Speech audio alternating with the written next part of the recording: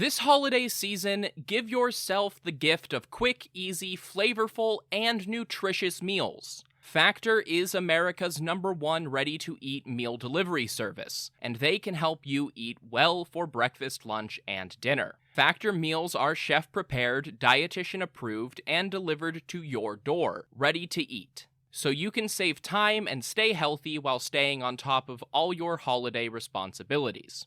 Cross meal prepping off your to-do list with 35-plus fresh, never-frozen meals that are hot and ready in just 2 minutes. Factor offers options to fit your lifestyle and preferences, whether it's calorie smart, vegan and veggie, or their protein plus option.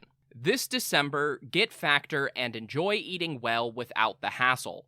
Just choose your meals and enjoy.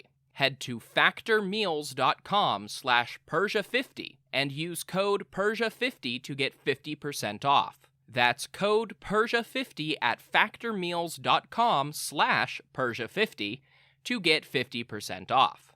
This podcast is brought to you by Royal Fratricide. Attention, princes and kings! Does your empire have 1 million or more subjects? Do you feel like you would do a better job of leading the wayward masses than your idiot brother? Or perhaps you know that he has no right to rule because you were born at a better point in your father's life. Well then, I have a deal you can't pass up. Royal Fratricide. Simply attach 1 bottle of fratricide to the end of your spear and apply it liberally to any siblings you think might threaten your ability to claim the throne. Whether they have your father's favor, a cohort of annoying priests, or just bother you sometimes, Royal Fratricide will secure your position in the history books. Go to historyofpersiapodcast.com/Royal Fratricide and use promo code BROTHERS to get 10% off your kingship today. Royal Fratricide does not take responsibility for any coups, plots, or usurpations resulting from use. This ad is to be considered parody. Hopful Media does not endorse X sides of any sort. Please stab responsibly. This podcast is brought to you by Royal Fratricide. Attention, princes and kings! Does your empire have 1 million or more subjects? Do you feel like you would do a better job of leading the wayward masses than your idiot brother? Or perhaps you know that he has no right to rule because you were born at a better point in your father's life. Well then, I have a deal you can't pass up. Royal Fratricide. Simply attach 1 bottle of fratricide to the end of your spear and apply it liberally to any siblings you think might threaten your ability to claim the throne. Whether they have your father's favor, a cohort of annoying priests, or just bother you sometimes, Royal Fratricide will secure your position in the history books. Go to historyofpersiapodcast.com/Royal Fratricide and use promo code BROTHERS to get 10% off your kingship today. Royal Fratricide does not take responsibility for any coups, plots, or usurpations resulting from use. This ad is to be considered parody. Hopful Media does not endorse X sides of any sort. Please stab responsibly. History of Persia is a Hopful Media podcast production. Hi, I'm JP Bristow, host of the Russian Empire History Podcast, a podcast about the history of all the peoples of the Russian Empire. What do you think about when you think of Russians? Do you think of Muslims or Buddhists? Did you know that over 140 languages have some kind of official status in the Russian Federation today? Do you think that all Russians are white? The Russian Empire was born where the Slavs from the northern forests met the peoples of the steppe. Less than half the population of the empire was ethnically Russian, and even in the Russian Federation today, ethnic Russians account for only slightly over 70%. The history of the Russian Empire is the history of Tatars, Jews, Bashkirs, Turkmen, Armenians, Greeks and Kazakhs, as well as Russians, and reflects a heritage that draws on many sources. The histories of these people are intertwined, and none of them can be fully told without each other. The Russian Empire History Podcast looks at the history of all these peoples, tracing the origins and traditions that have contributed to their modern identities. If you would like to see the bigger picture of the biggest country on earth, Join me at the RussianEmpireHistoryPodcast.com and on all good podcast platforms. This show is sponsored by BetterHelp Therapy Online. Life doesn't come with a user manual. So when life stops working for you, it's pretty normal to feel stuck. Imagine somebody who spent, say 25 years being really distracted, overwhelmed by clutter, and fluctuating between being really into obscure ancient history and not being able to find the motivation to do the dishes. That person is me, and apparently, if there were a user manual to life, it might have told me that I have ADHD and should talk to my doctor about that. Therapists are about as close to a manual as we can get. Folks who are trained to help you figure out challenging emotions and learn coping skills. BetterHelp has connected millions of people with licensed, registered therapists for convenient and secure online therapy. It's convenient and 100% accessible online. No waiting rooms, no traffic, and not even endless Googling of therapist near me. You just fill out a questionnaire and get matched with an appropriate therapist.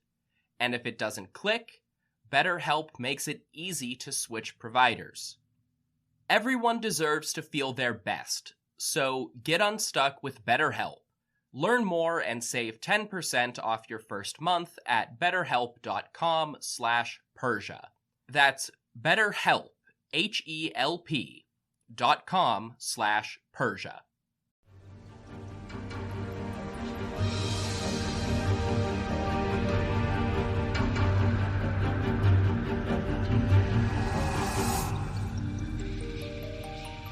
Hello everyone, welcome to the History of Persia.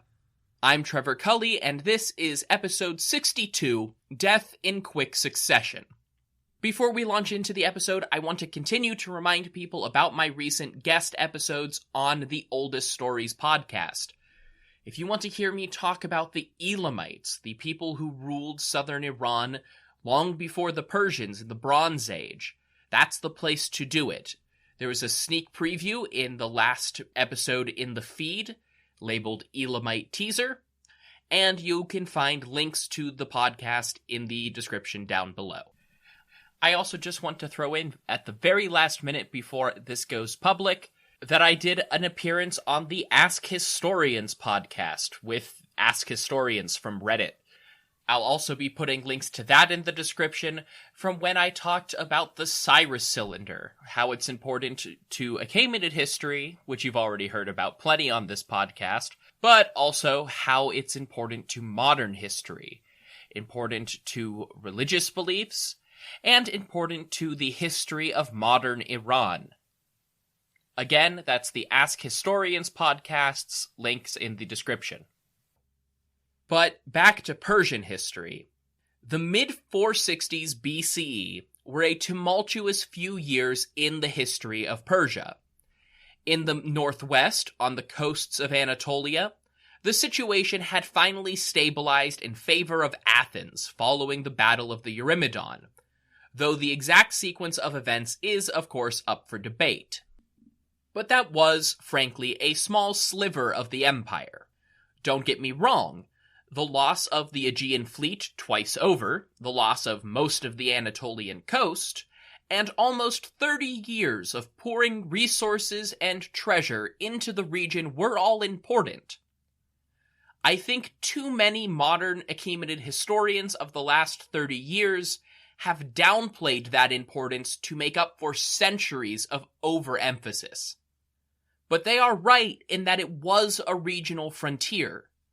Similar things were taking place in the less literate and very poorly documented environs of the steppe, and maybe even India, though we'll get into that some more a different time. After almost a century of expansionist wars, it was no wonder that the Persians were facing regular friction on their borders. But many of those frontier squabbles will last the whole history of the empire.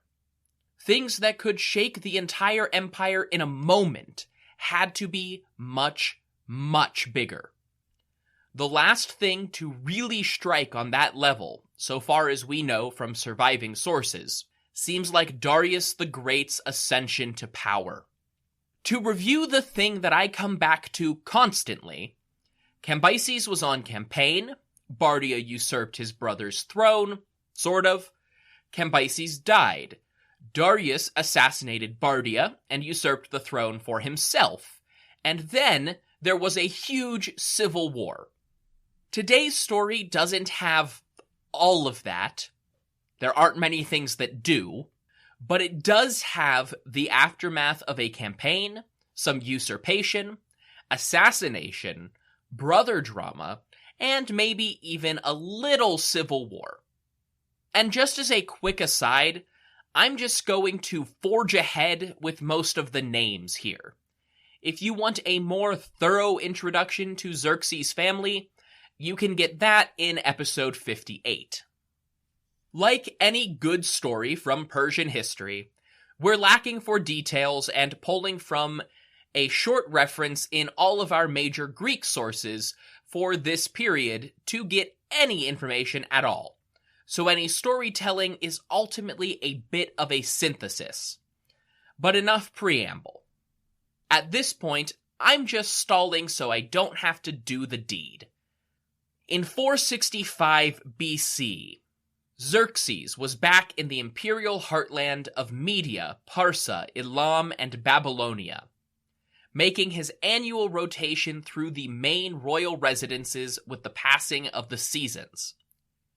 Based on the Hellenistic Egyptian chronicler Manetho, and a few early Christian sources that probably pulled from Manetho, our story resumes around August or September, and thus could be set in either Susa or Persepolis.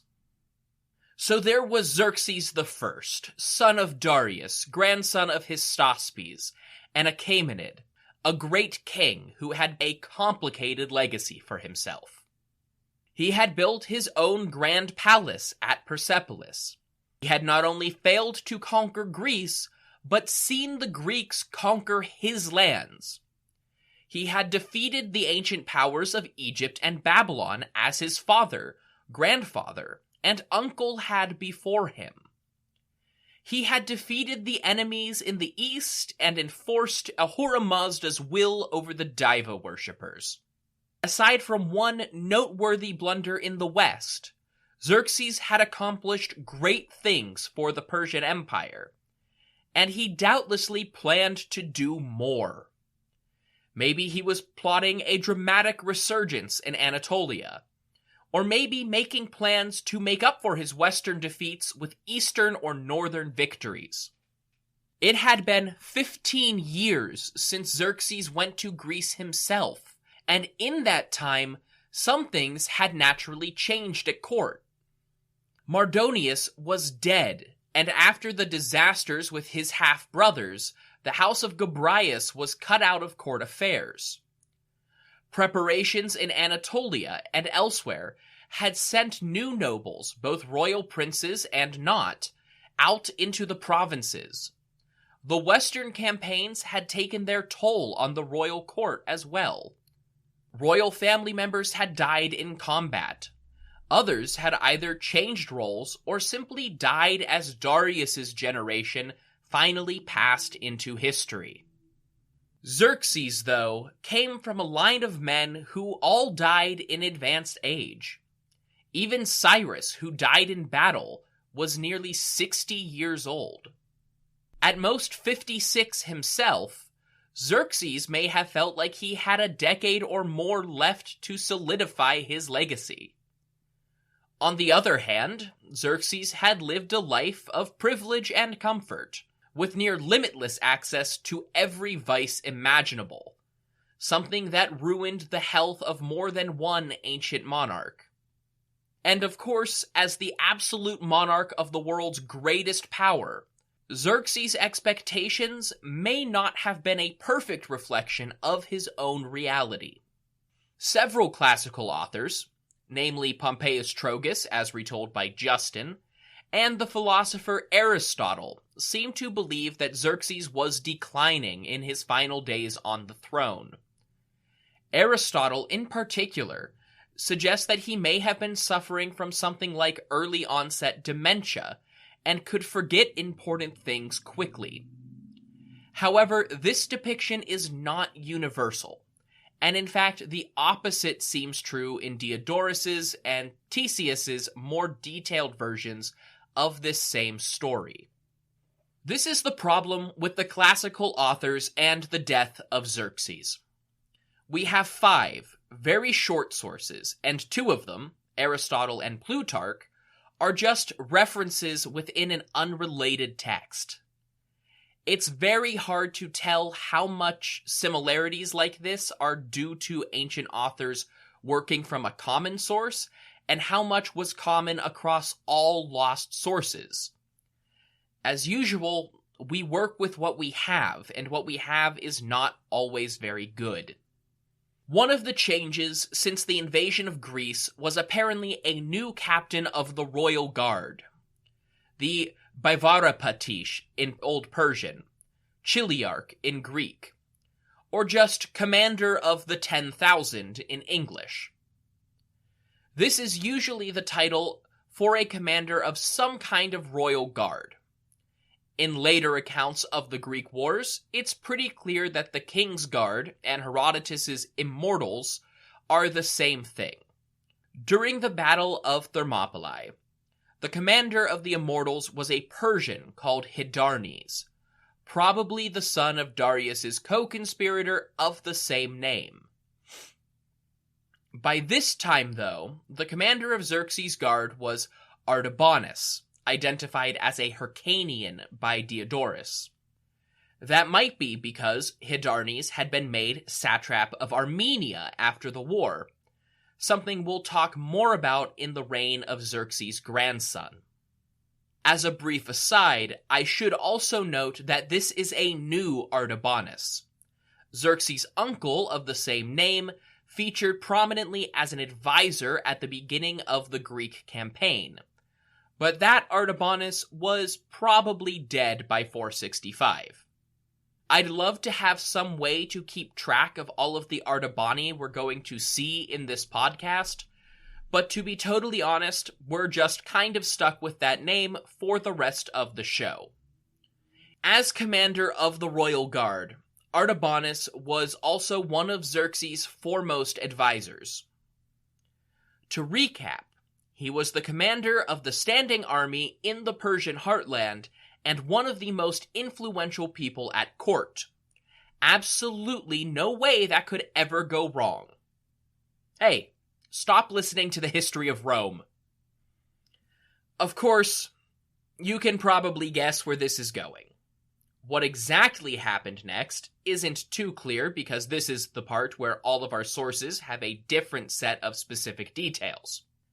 The general consensus seems to be that Artabanus conspired with at least one other advisor to kill Xerxes.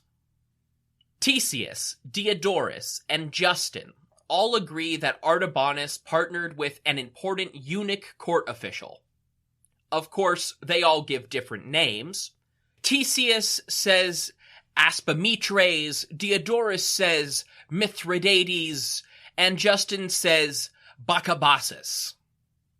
It's possible that these names all refer to the same individual renamed over various retellings, or that there was a larger conspiracy and it was only partially recorded across different sources.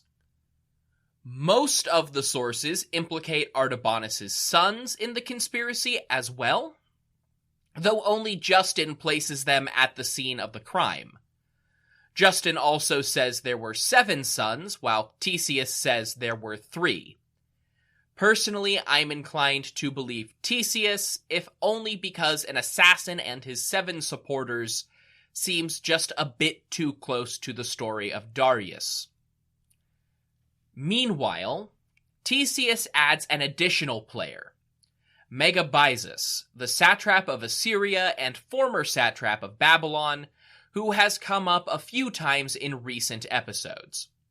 I think Megabyzus is a really interesting figure. The conclusion of his story is a major event in Theseus's Persica, and he was clearly building that narrative. But Megabyzus also features in Herodotus as part of entirely separate events, and is implicated in the Babylonian revolts of 486, something not recorded by any of the Greek sources. The picture that develops is of a man that was deeply involved in the higher echelons of Persian politics and an important figure throughout Xerxes' reign, who simultaneously faced a run of bad luck in his personal and professional lives. Repeatedly scorned by the royal family, he may have been motivated to join Artabanus' scheme. Given its prominence in the surviving sources, historians of the 19th and 20th century often speculated that Artabanus was exploiting a moment of political weakness in the aftermath of the Battle of the Eurymedon. From a purely Greek perspective, it's an easy conclusion to reach. A disastrous battle marked the functional end of a 15-year losing campaign, and then Xerxes was killed within months.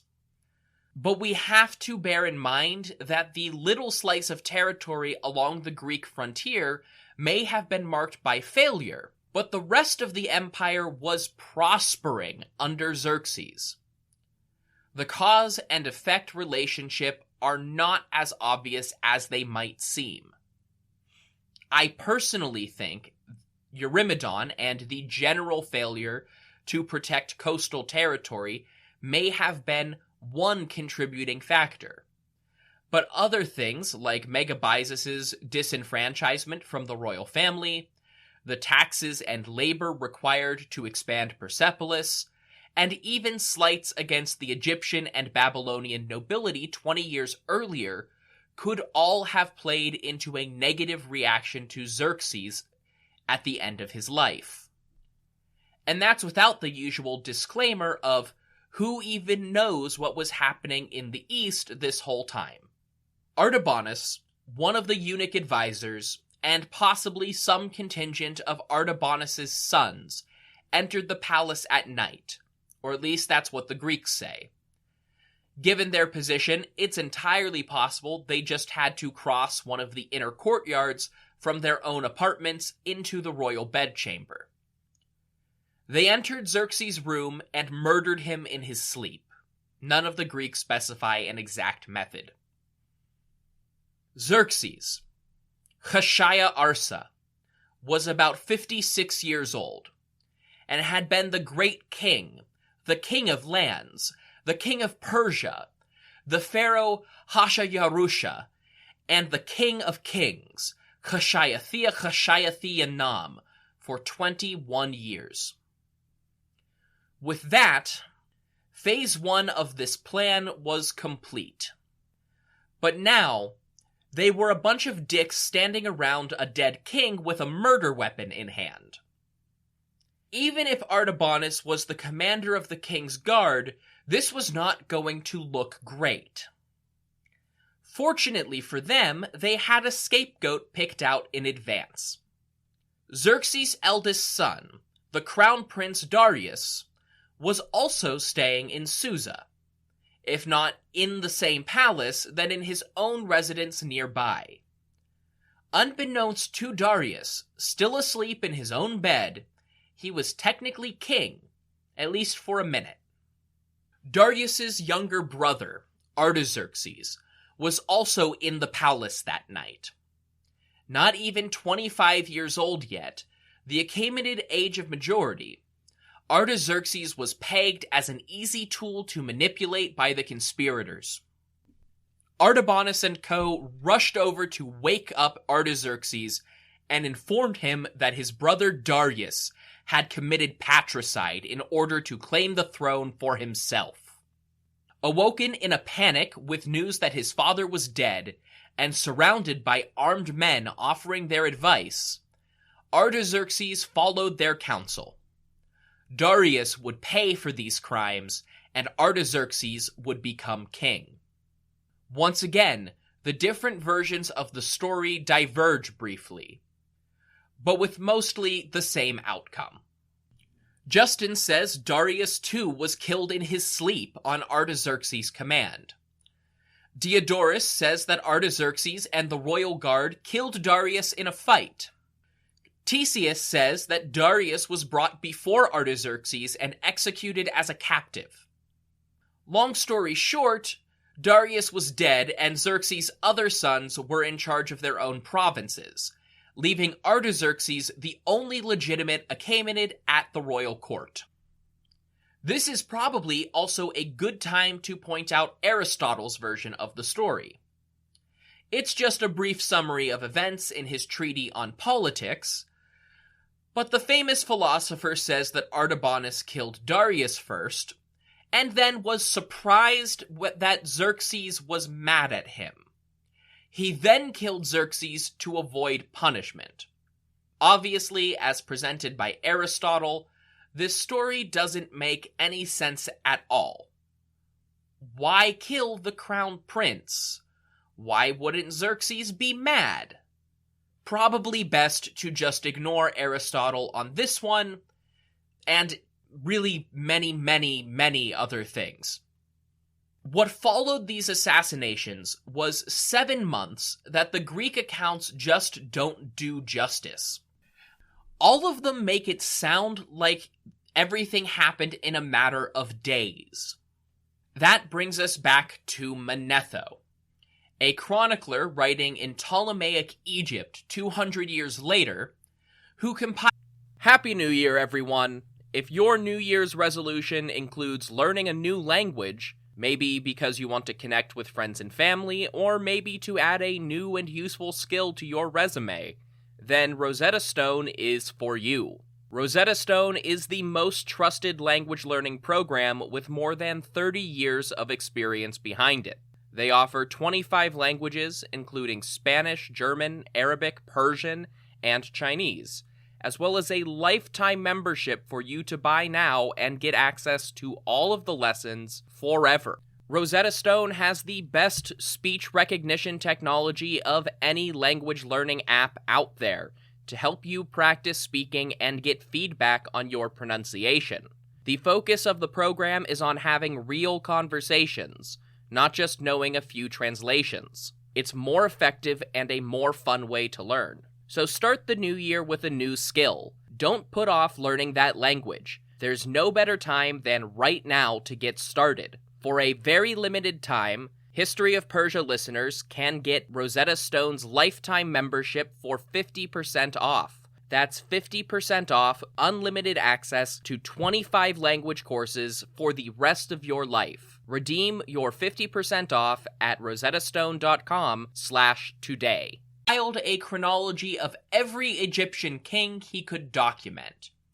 He included Artabanus on this list and gave him a reign of 7 months. Justin and Diodorus both suggest that Artabanus had ambitions to the throne, but none of the other Greek sources suggest he ever succeeded in claiming the throne outright. No Babylonian or Egyptian documents survive dated to the reign of Artabanus. Still, some document was circulating in 3rd century BC Egypt to give Manetho the impression that Artabanus was king. And whatever that was, it reflects the fact that Artabanus was king in all but name for a time following his successful coup. We don't know a ton about this period, since asking for specific details about any given 7-month span in Persian history is basically impossible. But one specific event in Greco-Persian history seems like it probably happened in this weird moment of transition. Do you guys remember Themistocles?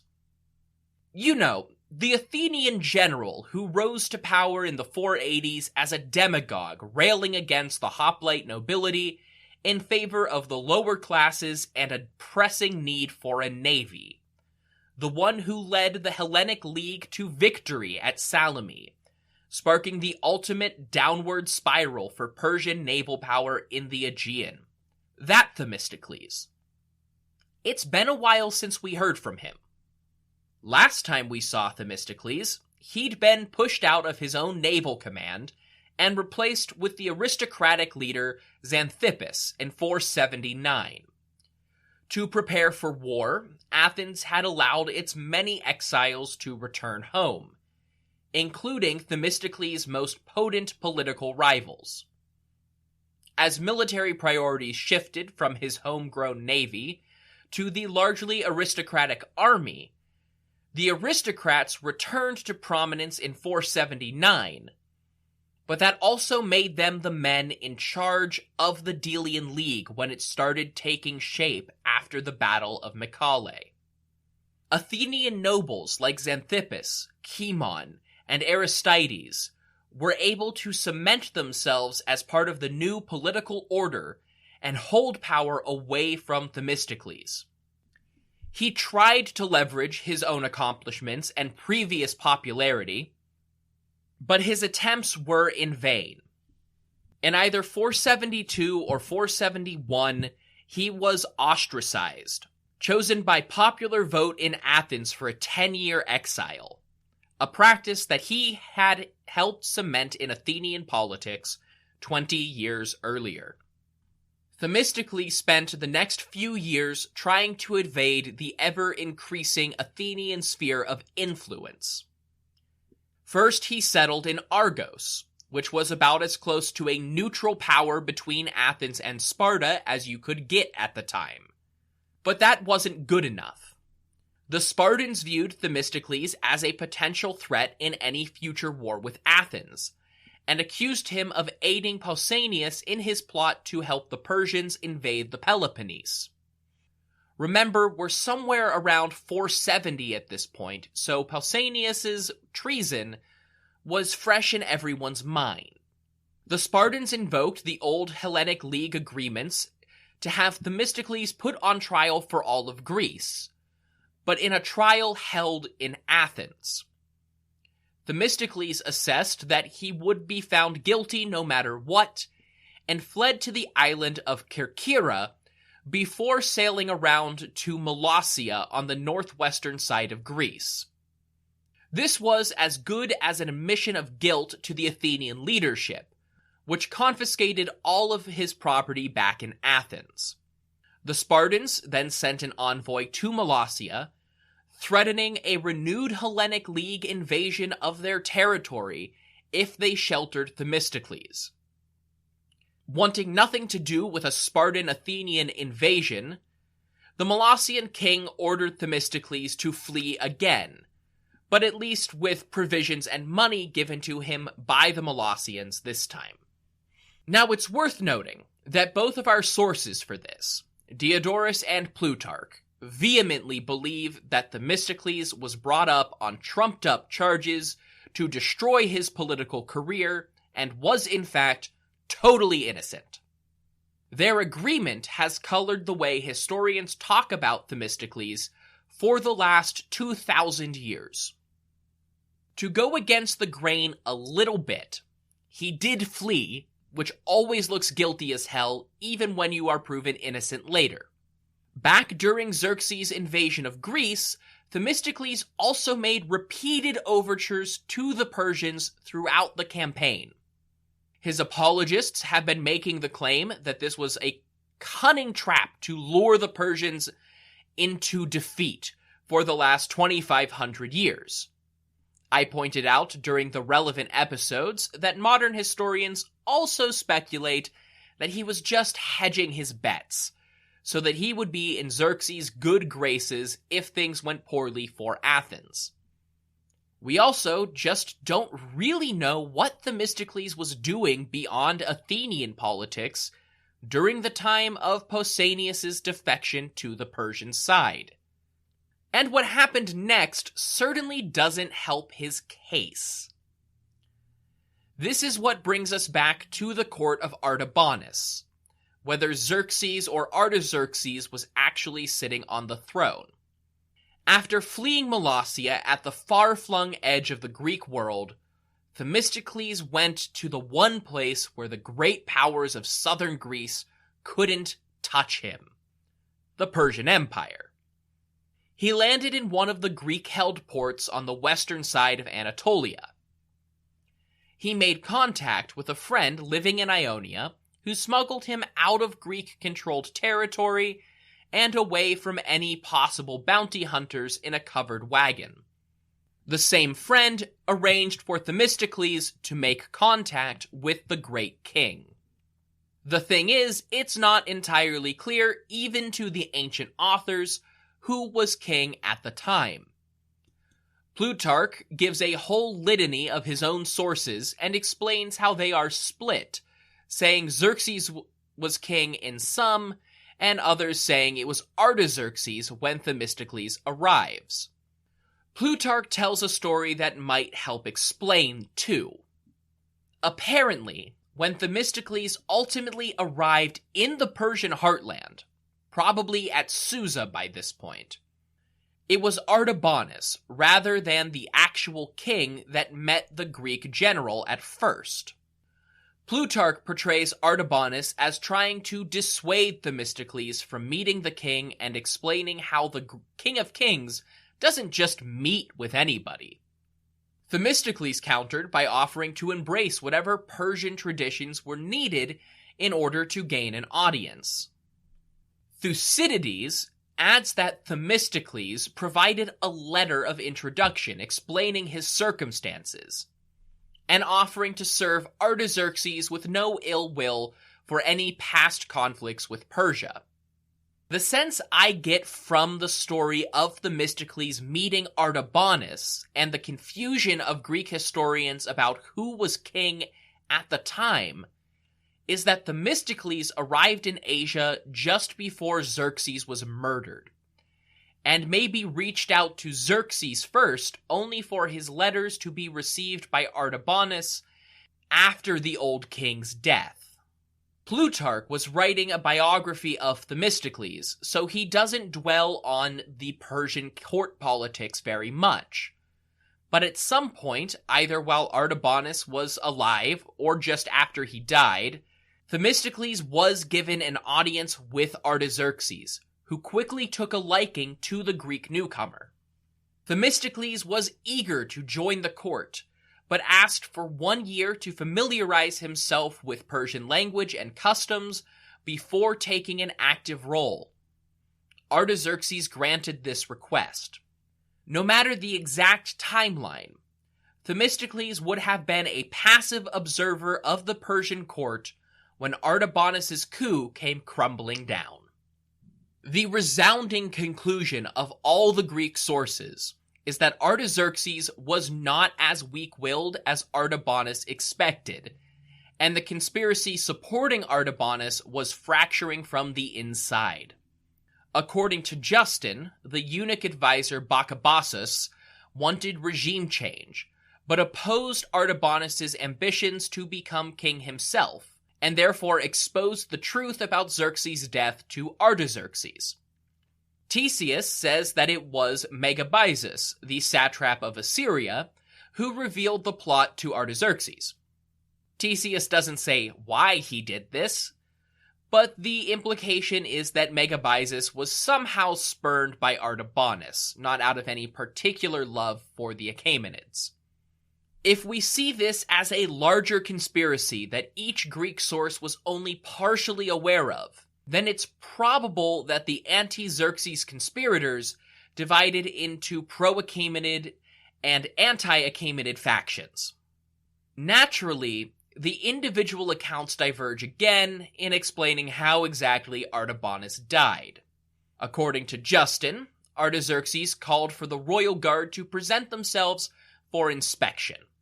Basically, a routine ceremony where the king checks in to make sure that the army is properly equipped, properly behaved, and can get assembled for a big fancy parade. With the royal guard assembled and Artabanus standing there as commander, Artaxerxes showed up in his own armor, but made a big show of how his armor, presumably newly made for him as king, was too small and ordered Artabanus to trade body armor with him. I guess they were a similar size, or Artabanus had more versatile armor. Who knows? Certainly not Justin, at any rate. After Artabanus had set down his weapons and taken off his armor, Artaxerxes personally drew his Achaemenid and stabbed the murderous Baivara Patish with his own hand. That's one story. Diodorus tells us that Artabanus and his sons tried to brazenly assassinate Artaxerxes themselves, and Artaxerxes was able to put up a fight. Artaxerxes was wounded, but not so seriously that he couldn't fight back. Once again, we are told that Artaxerxes personally killed Artabanus. What exactly happened to his sons in this scenario, we just don't know. Then there's Theseus, who goes into less detail about Artabanus himself, just saying that he met the death he intended for Artaxerxes. What exactly this means is left for us to guess. It's entirely possible that it's an allusion to the same story told by Diodorus. Artabanus died trying to assassinate a third Achaemenid. If that's the case, all of our stories agree that Xerxes himself dealt the killing blow, which is a pretty storybook origin for a king. I guess we could say that Artabanus had sort of, maybe, kinda been the great king, the king of kings, etc., for 7 months, at least as reckoned by some records in Egypt 200 years later. Theseus alone carries the story forward from here. He says that the eunuch advisor Aspametres was, quote, cruelly put to death, being exposed in the trough. Theseus doesn't elaborate on this, but a few later references to other Achaemenid executions make scholars think that this was a reference to scaphism, a horrifying execution.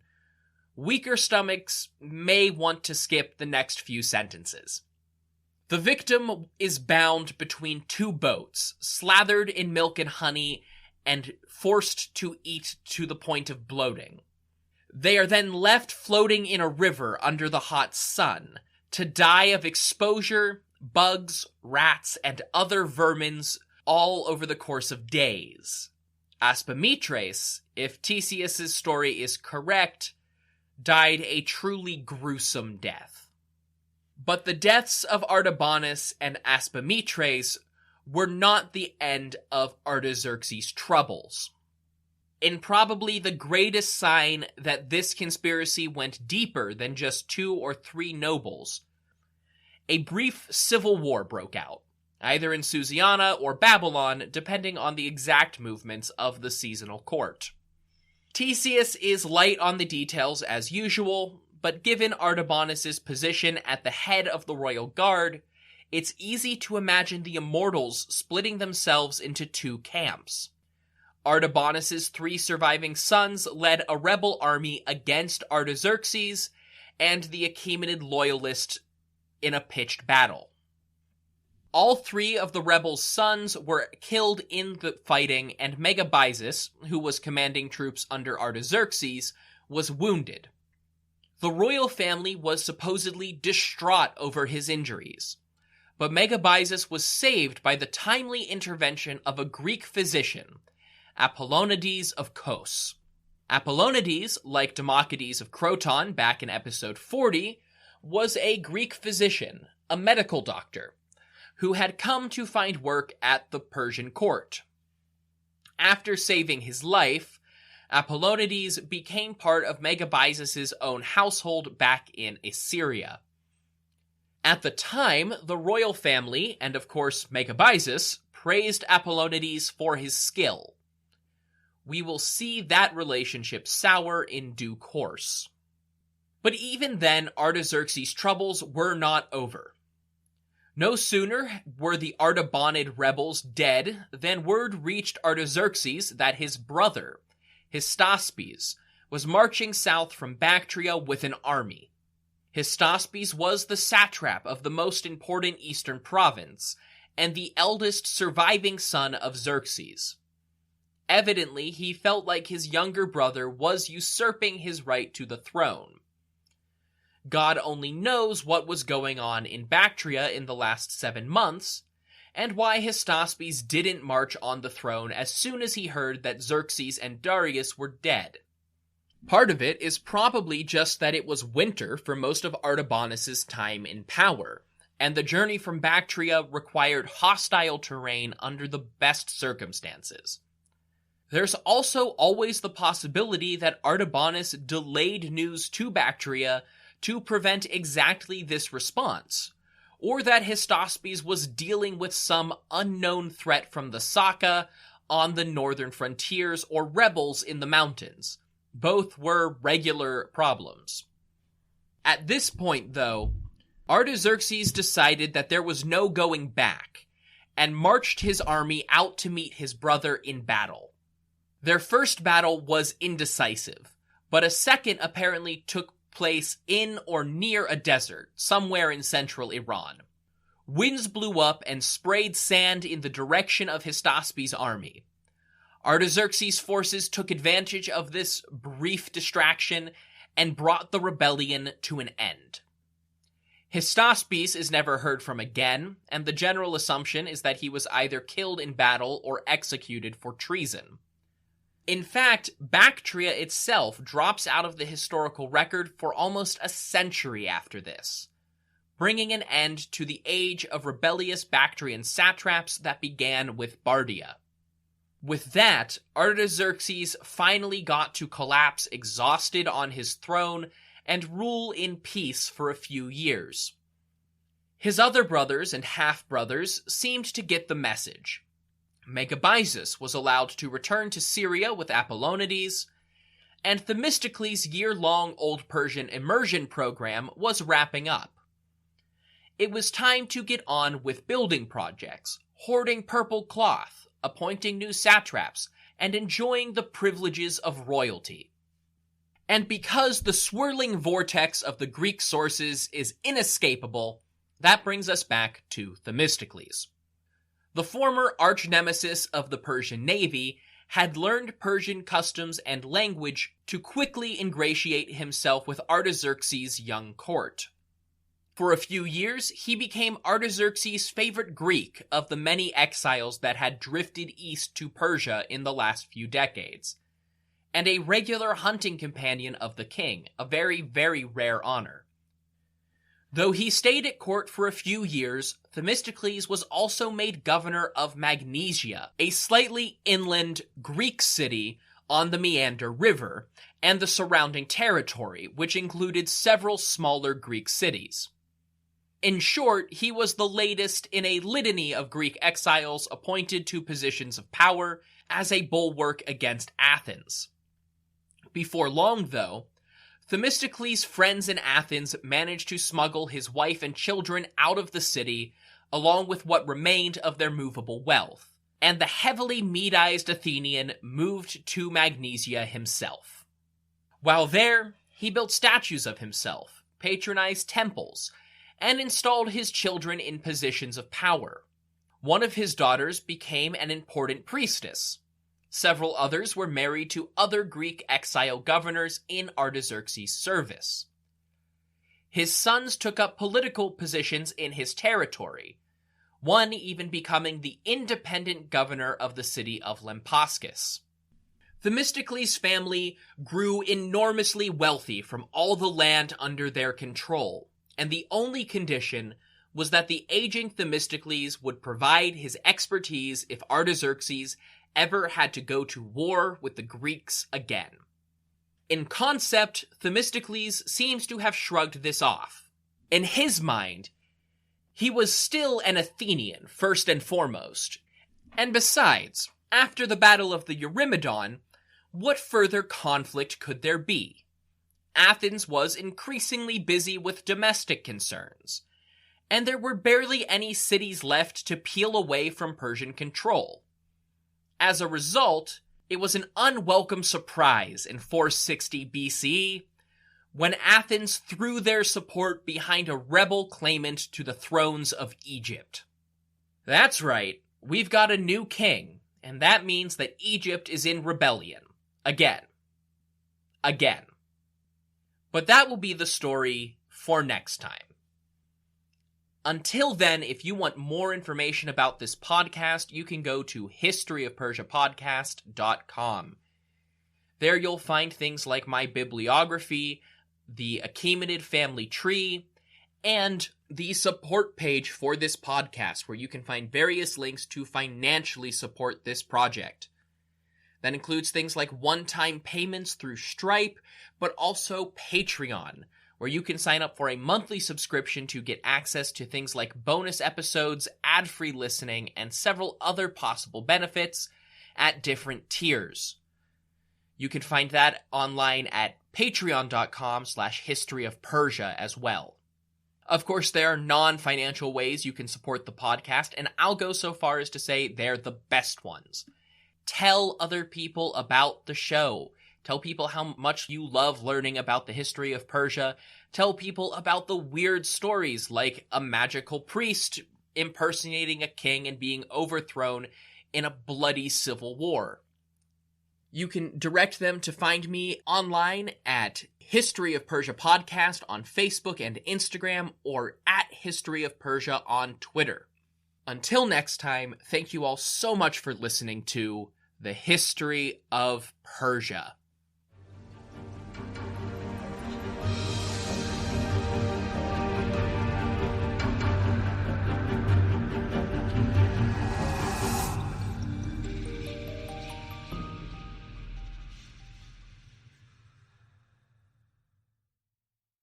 This podcast is brought to you by Royal Fratricide.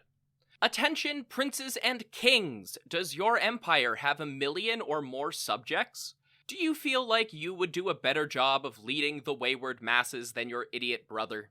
Or perhaps you know that he has no right to rule because you were born at a better point in your father's life. Well then, I have a deal you can't pass up. Royal Fratricide. Simply attach 1 bottle of fratricide to the end of your spear and apply it liberally to any siblings you think might threaten your ability to claim the throne.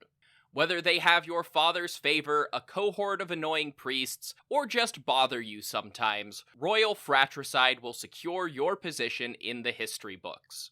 Go to historyofpersiapodcast.com/Royal Fratricide and use promo code BROTHERS to get 10% off your kingship today. Royal Fratricide does not take responsibility for any coups, plots, or usurpations resulting from use. This ad is to be considered parody. Hopeful Media does not endorse X sides of any sort. Please stab responsibly. This podcast is brought to you by Royal Fratricide. Attention, princes and kings! Does your empire have 1 million or more subjects? Do you feel like you would do a better job of leading the wayward masses than your idiot brother? Or perhaps you know that he has no right to rule because you were born at a better point in your father's life. Well then, I have a deal you can't pass up. Royal Fratricide.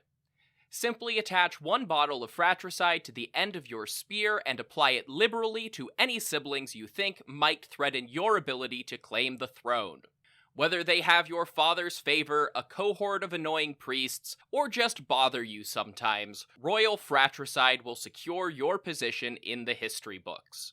Go to historyofpersiapodcast.com/Royal Fratricide and use promo code BROTHERS to get 10% off your kingship today. Royal Fratricide does not take responsibility for any coups, plots, or usurpations resulting from use. This ad is to be considered parody. Hopeful Media does not endorse X sides of any sort. Please stab responsibly.